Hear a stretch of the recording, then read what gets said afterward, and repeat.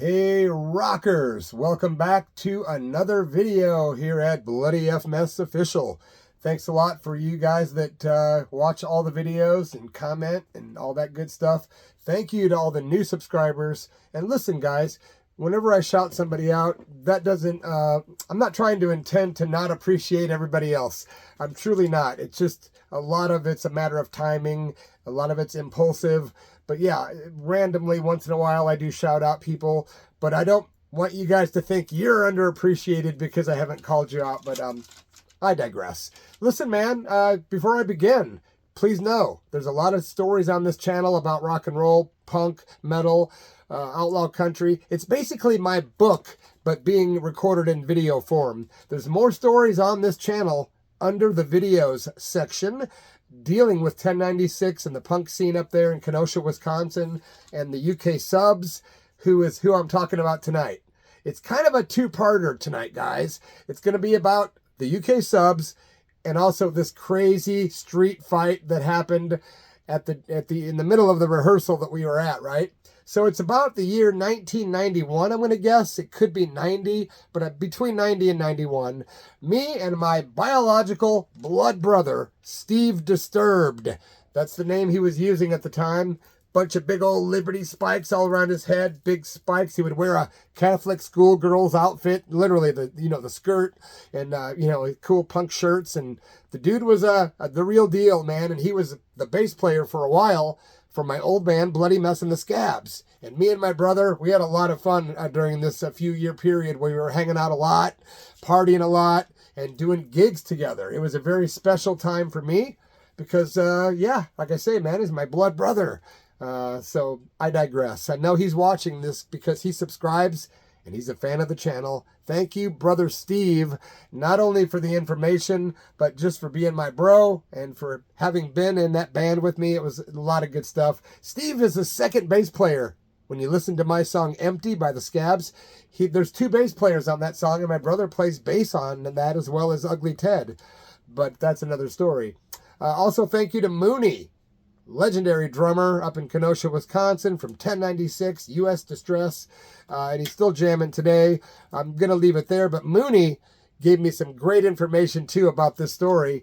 Dean Dirt, the singer for 1096, legendary hardcore punk band out of Kenosha, Wisconsin, invited me up because we were like this, man, thick as thieves. He invited me and my brother to come up and hang out for a week or a few days or however long we wanted. Dean was always the host of a lot of gatherings and communal situations where a lot of our punk rock and roll tribe would get together and we would stay at Dean's house. We would party, eat there, sleep there, talk there, fight there. Crazy stuff would happen at Dean's house. And he had many different places that he lived over the years that I visited. But the big house in particular, the place that he was living when he passed away back in, the day, back in the late 90s, we got invited to go party. So me and Steve roll up. And I remember we were partying and having some beers. And Dean was a big cut-up. Dean Dirt, 1096 vocalist. A big cut-up, very sarcastic, very witty, very quick on his heels. Like the guy was a genius. But he could be mean, but not in a sadistic way. Well, maybe semi-sadistic, but he was just a crazy guy, but a great guy. And we all loved and missed Dean, love him dearly. He nicknamed my brother Hillbilly. Like he would come up with these weird, like semi-insulting, semi-just satire, and he would get everybody a weird nickname. Everyone got one, man. I believe he had called me a few different things over the years, but I digress. But one day, I don't know, we're partying, and he was like, hey, what's up, Hillbilly? And for some reason, he thought that was really funny. And my brother didn't look like a hillbilly. He didn't act like one. And I don't know where Dean got that, but it's a funny one. I know my brother was probably thinking, what the hell? Of all nicknames. But I'm sure that Steve gets a kick out of that memory. So we're partying, right? And then he gets a call. And he says, Bloody, Steve, you're going to freak, man. We got a great opportunity waiting for us. We're going to party. I said, well, what's this great opportunity, Dean? He says, Charlie Harper from the UK subs, of course, is staying here in Kenosha right now. And believe it or not, he also married a girl from Kenosha. That's what Mooney said. So Charlie Harper referred to Kenosha, Wisconsin as Little England because it's such a drinking place. People in Wisconsin, but particularly Kenosha, just a huge beer drinking place. I'm not saying it's good or bad. I'm just saying that's what it used to be and might still be. But it was a big party place and a very big hub for punk rock activity. Lots of punk rock gigs, fanzines, good people. And it was a very, very vital scene at the time. So Dean Dirt, he's like, we're going to go see the UK subs that are actually rehearsing tonight in Kenosha in some big warehouse. I'm like, what? And so we piled in Steve's car, a bunch of us, and we went and picked up Mooney, the drummer for 1096, and there was about 50 people that ended up being at this private little rehearsal, like rock and roll punk rock party. And I don't remember if it was downtown or in like some industrial part of Kenosha, but all of a sudden, here we are. We're in this warehouse. There's Charlie Harper, who I had seen in concert but never met before. I saw him back in '85, and there's a story on this channel about it. And you can also find my interview with Charlie Harper on my other video channel on YouTube, and it's called The Church of Rock, all one word, which many of you know. You're used to me saying that. Charlie Harper was cool enough to send me an autographed copy of this great album too, by the way. Shout out to that legend who's in his 80s, but those guys were recently stopped from touring the USA because of visa issues, and that sucks, man. It was a purely political thing. I think it's because they were outspoken politically and they were denied entrance, even though they had a full USA tour lined up like in the last 6 months. Yeah. So anyway, thank you to Charlie Harper for this. But we get to the place, warehouse. People are having beers. People are smoking weed. It's really fun. Everyone's in a good mood. And we all know, wow, we're in the presence of kind of like punk rock royalty here with Charlie Harper.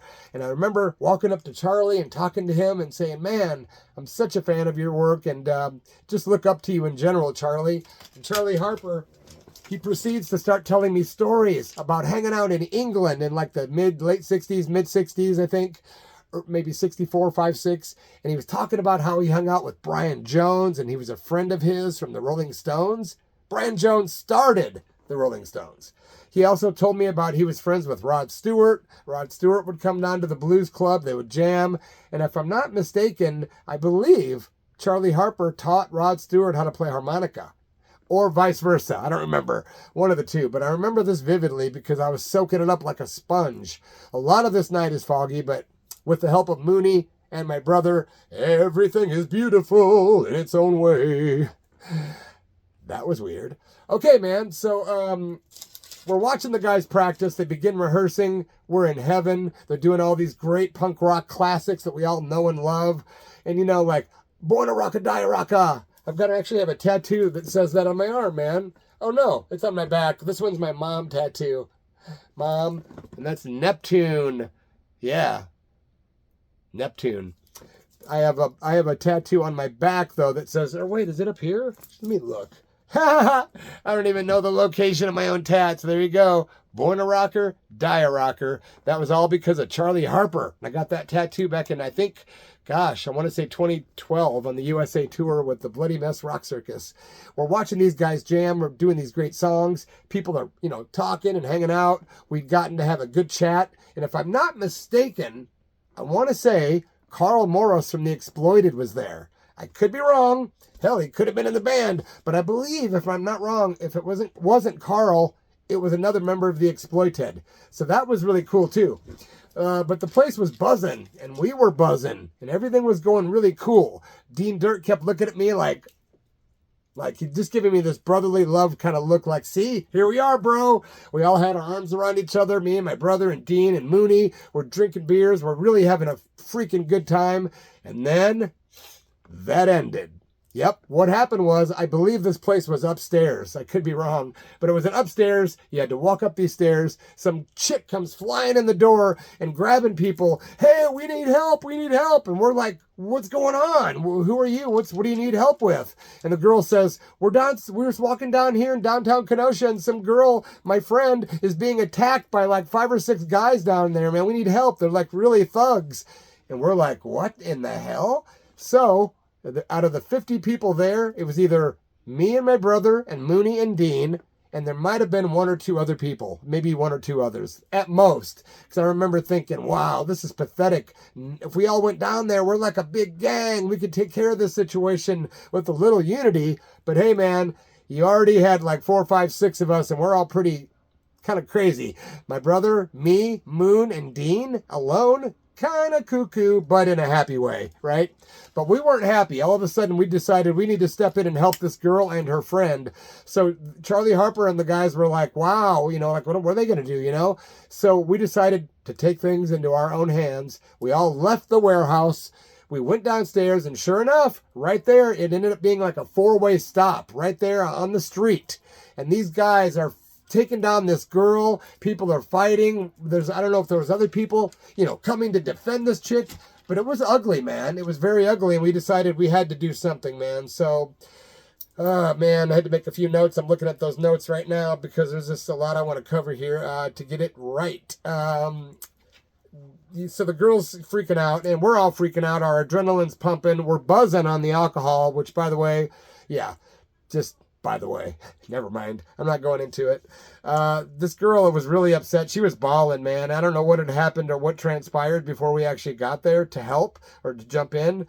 But one of these thugs, when we got downstairs, had brass knuckles on his hand, and Mooney, crazy as he is, he's got a heart of gold. He wasn't realizing this because he was buzzed, and he was going towards this guy because he was going to take him out or try to, right? This guy knocked Mooney right in the face with his brass knuckles and knocked him out cold, like on the ground, unconscious, cold. And that was it, man. We were very livid because we all love Moon very much. Still do. I talked to him 2 hours ago for an hour. Anyway, me and my brother decide we're going to go after this guy, and Dean says, I'm going to go after this guy. So Dean goes after one guy. The other people are going after the other 2 or 3 guys. Me and my brother literally took care of that guy. Like, we stomped him out until he was unconscious. It's ugly stuff, man, but we had to do it. It's kind of like you can do that kind of thing and be into it, or you can do it kind of unattachedly. Like the Buddhists say, you can be in the world, but you don't have to be of the world. So we decided to do this. We didn't like to do this. I don't like violence at all, to be honest. But we took this guy out. We literally knocked his ass out cold. Dean, all of a sudden, he's fighting this other guy. He ends up getting cut. Like he needed to go get stitches kind of cut, right? And all these people are running around in groups of just thuggery. And we're trying really hard, man, to do what we can to help, right? It was bad. Mooney's laying there out cold. The guy that hit Dean or cut Dean, he regretted it. Dean knocked his ass out. He's on the ground. He's out cold. And all these thugs are running around. And guess who shows up? The cops. Somebody called the cops because it was just out of control, man, right? So what happened was the cops get there, and they all know Dean Dirt by name. Like, he's very infamous there. He's like, the cops know him and his twin brother, Don. They get busted a lot. They used to, and we're just not the kind of guys to mess with either. Dean's brother had like a 7th or 8th degree, or a 7th degree black belt in like some kind of taekwondo or jiu-jitsu, or I don't know. I'm out of my league on that, but he was a tough dude. And Dean Dirt was a street kind of fighter guy. He didn't like to fight. He wasn't regularly fighting. I hardly ever saw him fight. Usually it was taken out like a white supremacist or somebody he disagreed with, or, you know, somebody that maybe crossed the line. But Dean would usually kill people with words. He was very good at slaying people with words, right? But that night, after he got cut, he took care of that guy. The cops pull up, and they see what's going on. They assess the situation, and they look at Dean Dirt, and they said, I remember because Mooney told me, and he says, the cop said, Dean, don't you do anything, because they just knew he had a, you know, he would go off the rails. Well, the guy laying there that had cut him with a knife, Dean, there's a bunch of gravel. We're on the 4-way street, right? 4-way stop. And there's a big old pile of like loose rock and gravel. And as soon as that cop said, don't do anything, Dean took his foot and just kicked. And it's brutal stuff, dudes. It really is. But it happened. He kicked a big old pile of that gravel right into that guy's face, like a big spray of it. And the cops didn't do anything. They just knew better. It's like, we're not going to take this guy to jail. He needs cut. This guy's unconscious. This guy's unconscious. These guys are all drunk. So they didn't even stop us from going to the hospital. They just said, get him to the hospital. So me and my brother, thank goodness my brother had his car. We drove to the hospital, me and him, Mooney, Dean. Mooney's out of it, man. He's completely out of it. He's just out of it. He'd been hit. He was drunk. He was hurt. I don't remember the extent of his injuries, but it wasn't good. And Dean was just, and the adrenaline was pumping, and we all just still wanted to get vengeance, right? We get to the emergency room of the hospital, and guess who we run into?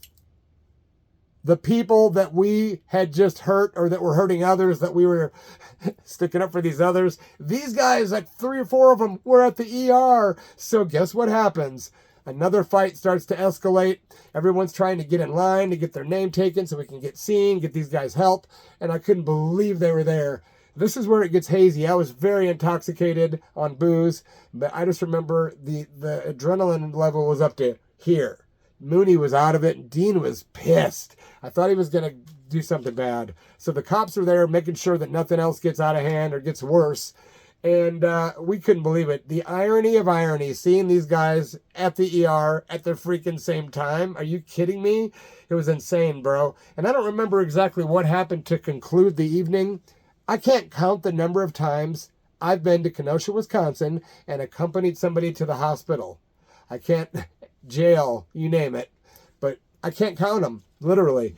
The loony bin probably too. But I'm just saying, we were out of control. And by the way, this is a great record. 1096 stands for Mental Subject in Police Code. Yeah, we've got ourselves a 1096. So this album is called No Retreat. It's definitely my favorite hardcore punk record on the planet of all time. Yep, it's a big statement, but if you haven't heard it, you can't really argue. If you have, I'm sure you still can't argue. Well, you might say it's in your list of top 5 or 10, but for me, it's number 1. Best hardcore punk album on the planet. You can hear all of Dean's sarcasm, his wit, his humor on this record. There's lots of his lyrics that contain things he said regularly. And man, if I miss Dean, which I do often, I slap on No Retreat on Beer City Records. It's on YouTube too, by the way, the full album. Thank you for being here, man. Thank you for subscribing to this channel. Thank you for subscribing to my other channel, The Church of Rock, all one word. I appreciate that, guys. It helps me make a few bucks. It allows me to get on here, and instead of writing a book, I can just do it this way, and it gets out to all corners of the globe like that. My friends, I appreciate each and every one of you, man. I really do. Long live the memory of Dean Dirt. He was my best buddy. You know, of course, I have a few best buddies. Mooney, he's still out there. Me and him are thick as thieves. My buddy Ricky in Kenosha, thick as thieves. I could go on and on. I have people that I consider my best friend. There's a list of about, I don't know, 20 people. But I love them all just as much as the other. Sure do. And I appreciate and love each and every one of you crazy rockers. Thanks for watching my tale tonight and listening to me yammer on. I have a really bad head cold that I've had for about a month and a half solid. It all started back in January when that weird-ass mysterious fog rolled in starting on the east coast of America and rolled all the way here to Oregon. And it was very thick. You could not see at all in it. You couldn't drive in it. And when you put a flashlight out at nighttime, you could see these weird particles, and there was a chemical smell. Thousands of people have reported seeing it and being affected by it. I'm one of them. You could say it's a conspiracy theory, but in my mind, the conspiracy theory's been solved. I know that's what it is. I just don't know who did it or why. But my oldest daughter, Jessica, who lives in Florida, was affected. She was one of the first to call me and say, "Hey, Dad, is that fog coming through?" I'm like, "Yep." And anyway, another buddy of mine here in Gold Hill, Oregon, says he's got the same issue, reoccurring head cold that he never had before until that damn fog. So I'm not going to get any more into that because it's a controversial subject, I know. But I got another video coming tomorrow, and this one's you're going to love it, I hope. It's about the craziest man I was ever friends with, and it's not Gigi Allen. He made Gigi look like a choir boy, this guy. I'm talking about a guy named Rick Grant. I'm telling you, this one's going to be a doozy, my friends. He was absolutely the craziest, most unhinged. He had multiple personality disorder, bipolar. He had, oh my God, manic depression, you name it. But he literally had the multiple personalities. So tomorrow I'm making a video about my friendship with Rick Grant. You're going to love this one, I hope. Thanks for being here. Catch you soon. Hope you guys have a great rest of the week. And yeah, give your dog a pat on the head for me. Rock and roll.